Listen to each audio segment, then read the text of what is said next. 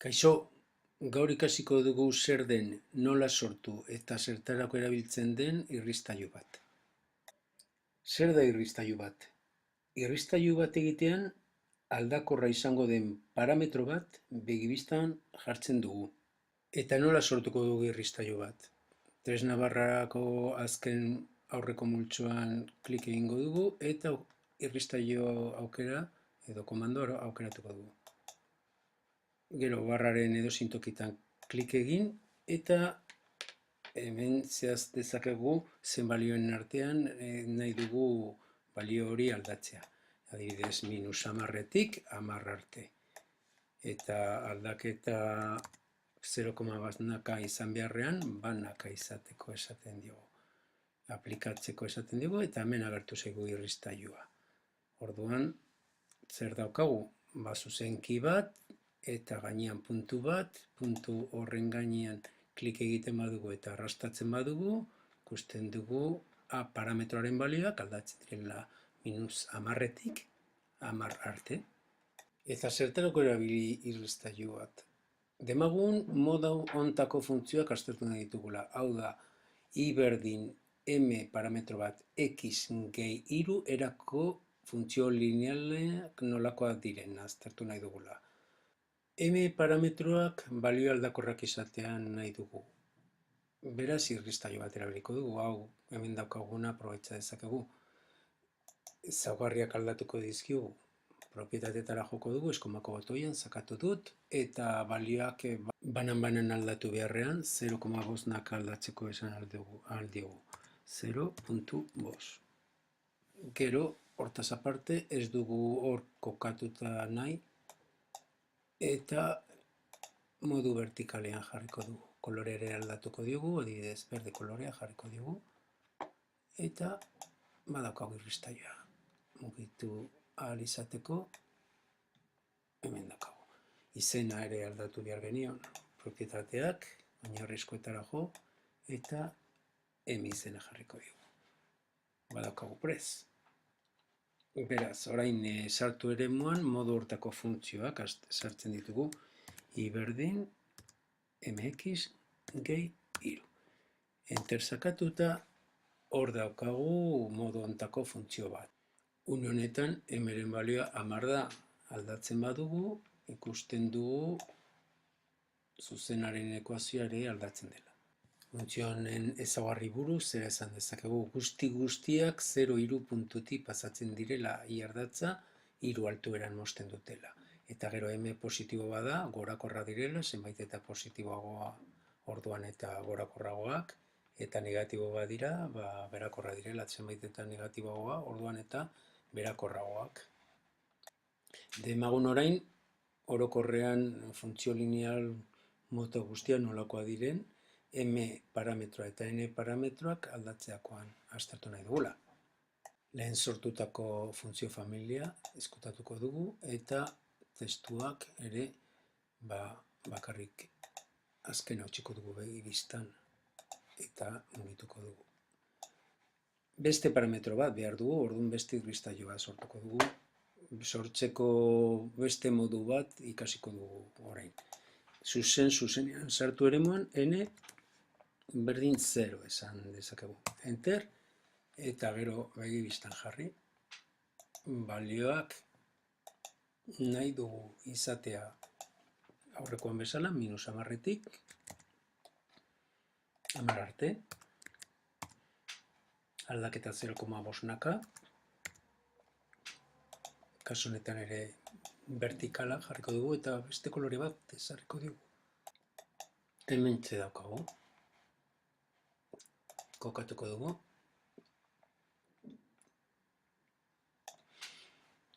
Eta sartu eremuan modu hortako funtzio guztiak idatziko ditugu i berdin mx gehi n. Enter sakatuta momentuz -7 eta n 0 denez, i berdin -7x funtzioa daukagu.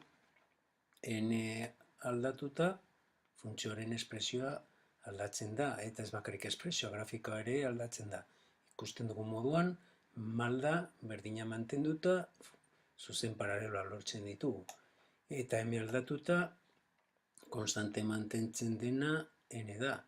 Eta ze esane grafikoa du honek, grafika mugituta eta berriz aldaketak egin da, parametro aldatuta, ikusten dugu gorakortasuna eta berakortasuna bai aldatzen dela, baina aldatzearekiko ebaki puntua -5.5 altueran dago, hau da 0, -5.5 puntua dela. Modu honetan, azkar aztertu ditugu funtzio linealen ezaugarri orokorrak m eta n parametroen arabera. Beste adibide bat, demagun orain funtzio kuadratikoa landu nahi ditugula. X eta y aldagaia dira. A, B eta C aldiz parametroak dira. Eta interesatzen zeguna da aztertzea A, B eta C parametro horien aldaketak ze eragina daukan funtzioaren itxura grafikoan. Beraz, 3 irristaio sortu behar ditugu. Zuzenean sortuko ditugu A berdin 1, B berdin 0 eta C berdin 0 ere bai. Eta begibistan jarriko ditugu A, B, 3-ren ezaugarriak aldatuko ditugu batera maiuskola erabilita, lehenengoa klik azkenekoan, eskumako botoia, berde kolorekoa jarriko ditu. Eta finkoa ez, -5 eta 5 artean ondo dago, eta kolore berdea, estilo lodiagoa, horrelako estiloa. Funtzio kuadratikoen adierazpen analitiko orokorra idatziko dugu. I berdin A bider X ber B gehi B bider X gehi C. Importantia da A bider asterisko ikurrarekin jartzea, bestela ulertuko dugu AX-ekin batera doala eta berbi egingo digu AX. Eta ez da horrelan izan behar. X berbi egin behar da aurretik eta gero bidera, kontuz honekin. Enter sakatzen dugu eta hor daukagu funtzioa. Funtzioa kasu honetan holakoa da. Funtzio kuadratikoen adierazpen analitiko idatziko dugu sartu eremuan. I berdin A bider X ber B gehi B bider X gehi C.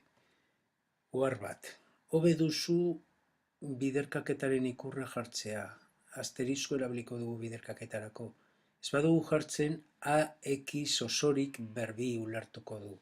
Eta gaizki interpretatuta egongo da. Enter sakatuko dugu eta hor daukagu funtzioaren grafikoa. A bat, B 0 eta C 0 denean. Orduan, hortik hasita A parametroak, B parametroak eta C parametroak funtzioaren grafikan duten eragina azter dezakezu banan-banan. Funtzioaren adierazpen analitikoa hemen ez daukagu, bakarrik izen agertzen zaigu. Agertarazteko eskumaldeko botoia sakatuta, propietatera joatungo gara, eta hemen erakutsi etiketa bakarrik ez, izena eta balioa erakutsiko dugu. Hemen daukagu. Laburbilduz, irristaioak besteak beste funtzio familien azterketa sakona egiteko balio dute.